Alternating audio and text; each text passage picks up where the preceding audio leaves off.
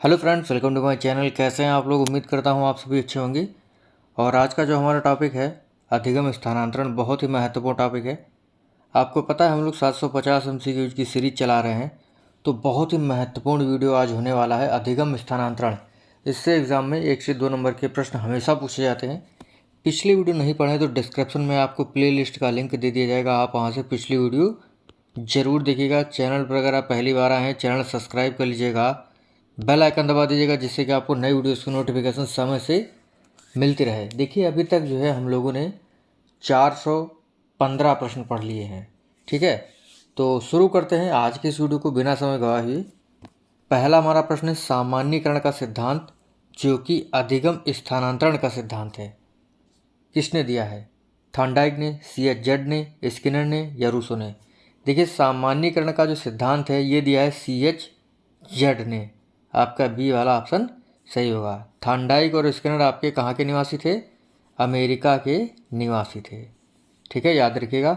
Thorndike ने प्रयासों में त्रुटि का सिद्धांत दिया था और इनके सिद्धांत को SR थ्योरी कहते हैं, जबकि स्किनर के सिद्धांत को RS थ्योरी के नाम से जाना जाता है। इनके सिद्धांत को क्रियाप्रसूत सिद्धांत कहते हैं। थॉर्नडाइक ने अपने सिद्धांत को सिद्ध करने के लिए बिल्ली पर प्रयोग किया था और स्किनर ने अपने सिद्धांत को सिद्ध करने के लिए चूहे और कबूतर पर प्रयोग किया था। ठीक है, याद रखिएगा। अगला हमारा प्रश्न, अधिगम स्थानांतरण के प्रकार कितने हैं? अधिगम स्थानांतरण के कितने प्रकार होते हैं? तो अधिगम स्थानांतरण के 3 प्रकार होते हैं। ठीक है, पहला होता है आपका धनात्मक अधिगम अंतरण। दूसरा होता है ऋणात्मक अधिगम अंतरण और तीसरा होता है शून्य अधिगम अंतरण। देखिए, अधिगम अंतरण क्या होता है? यानी एक परिस्थिति में सीखा गया ज्ञान जब दूसरी परिस्थिति में स्थानांतरित हो जाए या दूसरी परिस्थिति में यूज कर लिया जाए, वो होता है लर्निंग ट्रांसफ़र। तो 3 प्रकार का होता है आपका अधिगम स्थानांतरण: धनात्मक अधिगम स्थानांतरण, ऋणात्मक अधिगम स्थानांतरण और शून्य अधिगम स्थानांतरण। प्रश्न हमारा, हिंदी भाषा सीखने के बाद भोजपुरी भाषा सीखना, यह कौन सा अधिगम अंतरण होगा? तो ये होगा आपका धनात्मक अधिगम अंतरण। क्यों होगा? क्योंकि भोजपुरी भाषा सीखने में हम हिंदी भाषा का यूज कर सकते हैं। यानी एक परिस्थिति में सीखा गया ज्ञान जब दूसरी परिस्थिति में सहायक बनता है तो होता है आपका धनात्मक अधिगम अंतरण। इसी वजह से आपका पहला वाला ऑप्शन सही होगा। देखिए, धनात्मक अधिगम अंतरण के 3 प्रकार होते हैं। यानी धनात्मक अधिगम अंतरण को 3 भागों में बांटा गया है। पहला होता है आपका क्षैतिज अधिगम अंतरण, दूसरा है आपका ऊर्ध्व अधिगम अंतरण और तीसरा है आपका द्विपार्श्वीय अधिगम अंतरण। अगला हमारा प्रश्न है, स्थानांतरण सामान्यीकरण है क्योंकि यह एक नए क्षेत्र तक विचारों का विस्तार है। यह कथन किसका है? बहुत ही महत्वपूर्ण परिभाषा है कि स्थानांतरण सामान्यीकरण है क्योंकि यह एक नए क्षेत्र तक विचारों का विस्तार है। यह कथन किसका है? तो ये कथन है पीटरसन महोदय का। पीटर का सन है, यानी पीटर का बेटा जो है नए क्षेत्रों तक विचारों का विस्तार करेगा। इस तरीके से आप लोग इसे याद रखिएगा रिलेट करके कि पीटर का बेटा जो है नए क्षेत्र तक विचारों का विस्तार करेगा। अगला है, जब एक परिस्थिति में सीखा गया ज्ञान जब दूसरी परिस्थिति में ना तो सहायक बने और ना ही अवरोध बने, यानी ना ही बाधा बने, तो यह किस प्रकार का अधिगम अंतरण होगा? धनात्मक, नकारात्मक, द्विपार्श्वीय या शून्य अधिगम अंतरण? तो ये होगा आपका शून्य अधिगम अंतरण। यानी एक परिस्थिति में सीखा गया ज्ञान दूसरी परिस्थिति में ना तो कोई सहायता करे, ठीक है, और ना ही कोई हानि पहुंचाए, तो आपका होता है शून्य अधिगम अंतरण। जैसे रहीम के दोहे सीखने के बाद कबीर के दोहे सीखना। भाई, आपने रहीम के दोहे सीख लिए तो रहीम के दोहे का कुछ और अर्थ होगा और उसके बाद जब हम कबीर के दोहे पढ़ेंगे तो उसका कुछ और अर्थ होगा। तो भैया, रहीम के दोहे का ज्ञान ना तो सहायक बना और ना ही बाधक बना। इसी वजह से यह होगा क्या? आपका शून्य अधिगम अंतरण। अगला प्रश्न हमारा, अधिगम स्थानांतरण में एक क्रिया का प्रभाव दूसरी क्रिया पर पड़ता है, यह कथन किसका है? अधिगम स्थानांतरण में एक क्रिया का प्रभाव दूसरी क्रिया पर पड़ता है, यह कथन किसका है? स्किनर, हिलगार्ड, थॉर्नडाइक या नन का? देखिए, जब हम हिलेंगे ना तो क्या होगा? दूसरे पर भी प्रभाव पड़ेगा। मान लीजिए एक बेंच पर हम लोग बैठे हैं और हम अपने पैर हिलाएं तो दूसरे को क्या होगी? दिक्कत होगी। तो वही है आपका, इस तरीके से रिलेट करके याद रखिएगा। हिल गार्ड, हिलेंगे तो दिक्कत होगी। तो लिखा है अधिगम स्थानांतरण में एक क्रिया का प्रभाव दूसरी क्रिया पर पड़ता है। ठीक है, हिलेंगे तो प्रभाव पड़ेगा दूसरे पर। तो इसका ऑप्शन कौन सा सही होगा? बी, यानी हिल गार्ड। अगला है, जब एक परिस्थिति में सीखा गया ज्ञान दूसरी परिस्थिति में काम ना आए तो यह किस प्रकार का अधिगम अंतरण होगा? यानी एक परिस्थिति में सीखा गया ज्ञान जब दूसरी परिस्थिति में सहायक ना बने तो ये होगा आपका ऋणात्मक अधिगम अंतरण।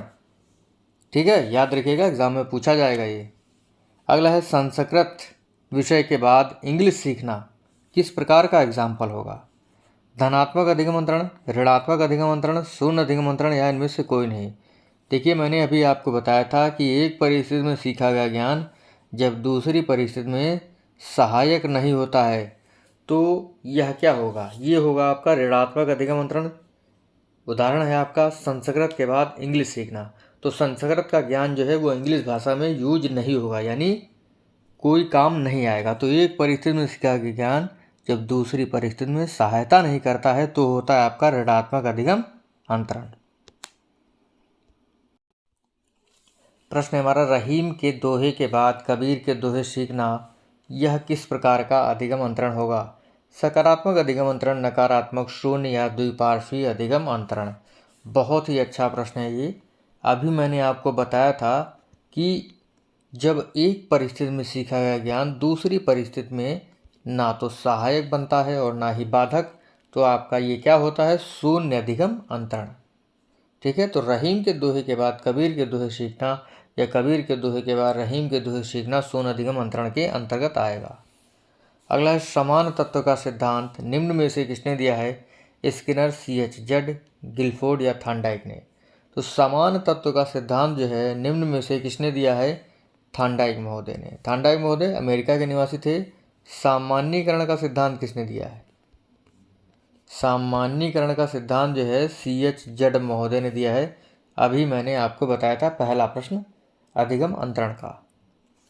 अगला है, जब एक मनुष्य के शरीर के एक भाग को दिया गया प्रशिक्षण शरीर के दूसरे भाग में हो जाता है, यानी शरीर के दूसरे भाग में चला जाता है, तो यह किस प्रकार का आपका अधिगम अंतरण होगा? देखिए, आपको पता है हमारा शरीर जो है, हमारी जो बॉडी है वह दो भागों में बटी हुई है। एक आपका दायां भाग, एक आपका बायां भाग। तो दाएं भाग से बाएं भाग में ज्ञान का स्थानांतरण होता है आपका द्विपार्श्वीय अधिगम स्थानांतरण। इसी वजह से आपका थर्ड वाला ऑप्शन सही होगा। अगला है, अंतरण का सिद्धांत सामान्य व विशिष्ट तत्व का सिद्धांत किसने दिया है? ये दिया है स्पीयरमैन ने। सामान्य तत्व आपका क्या होता है? जन्मजात होता है। विशिष्ट तत्व आप लोग अर्जित करते हैं। ठीक है, सामान्यीकरण का सिद्धांत CH जड ने, समान तत्व का सिद्धांत थॉर्नडाइक ने, सामान्य व विशिष्ट तत्व का सिद्धांत स्पीयरमैन ने दिया हुआ है। अगला है, स्थानांतरण अधिगम की कुशलता पर महत्वपूर्ण प्रभाव डालने वाला व्यापक कारक है। यह कथन है स्किनर, ब्रूनर, फ्रेंडसन या कोल एवं ब्रूस का? तो यह है फ्रेंडसन का।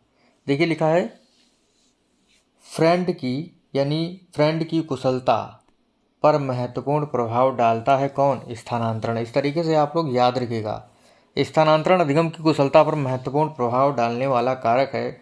यह कथन है फ्रेंडसन का। अगला फिर परिभाषा है, अधिगम के स्थानांतरण से अभिप्राय है एक कार्य की निष्पत्ति दूसरी निष्पत्ति से प्रभावित होती है। यह कथन किसका है? क्रो एंड क्रो, हेलगार्ड का, यलोन एवं विनस्टीन या ब्रूनर का? तो यह कथन है यलोन एवं विनस्टीन का। अगला प्रश्न हमारा, स्थानांतरण पहली परिस्थिति से प्राप्त ज्ञान, कुशलता, आदतों, अभियोगिताओं या अन्य क्रियाओं का दूसरी परिस्थिति में प्रयोग करना है। कथन है पीटरसन, कॉलसैनिक, नाइट या थॉर्नडाइक का? तो ये कथन है कौल सैनिक महोदय का, बी वाला ऑप्शन आपका सही होगा। याद कर लीजिए आप लोग, सैनिकों की आदत, ज्ञान, कुशलता, अभियोग्यता अन्य लोगों से अच्छी होती है। इस तरीके से आप लोग याद रखिएगा, ठीक है। सरल जोड़ के बाद कठिन जोड़ के सवाल करना क्या कहलाता है? ये होता है क्षैतिज अधिगम स्थानांतरण। जब एक स्थिति में सीखा गया ज्ञान उसी की समान स्थिति में उपयोग किया जाए। जैसे भाई जोड़ सीखा था, सरल जोड़ सीख लिया, 5 + 3 8 होता है। उसके बाद कठिन जोड़ 40 और 90 कितना होगा? 130। तो सरल जोड़ के बाद कठिन जोड़ सीखना यानी सिचुएशन सेम रहना, तो ये होता है आपका क्षैतिज अधिगम अंतरण। तो इसी प्रकार से आपके कुछ महत्वपूर्ण प्रश्न थे अधिगम अंतरण के। एक बार मैं आपको ये टॉपिक पूरा दोहरा देता हूँ, याद कर लीजिए। अधिगम अंतरण के 3 प्रकार होते हैं। कितने प्रकार? 3 प्रकार। धनात्मक अधिगम अंतरण, ऋणात्मक और शून्य अधिगम अंतरण। धनात्मक अधिगम अंतरण क्या होता है? एक परिस्थिति में सीखा गया ज्ञान जब दूसरी परिस्थिति में सहायक बनता है तो आपका क्या होता है? धनात्मक अधिगम अंतरण होता है। जैसे हिंदी भाषा सीखने के बाद भोजपुरी भाषा सीखना। धनात्मक अधिगम अंतरण को 3 भागों में बांटा गया है: क्षैतिज अधिगम अंतरण, ऊर्ध्व अधिगम अंतरण और द्विपार्श्वीय अधिगम अंतरण। क्षैतिज अधिगम अंतरण क्या होता है? जब एक स्थिति में सीखा गया ज्ञान उसी के समान स्थिति में प्रयोग किया जाए तो आपका क्या होगा? क्षैतिज अधिगम अंतरण। जैसे सरल जोड़ के बाद कठिन जोड़। और ऊर्ध्व अधिगम अंतरण होता है जब एक विषय का ज्ञान दूसरे विषय में प्रयोग कर लिया जाए तो होता है आपका ऊर्ध्व अधिगम अंतरण। जैसे बीजगणित का ज्ञान रेखागणित में प्रयोग कर लेना।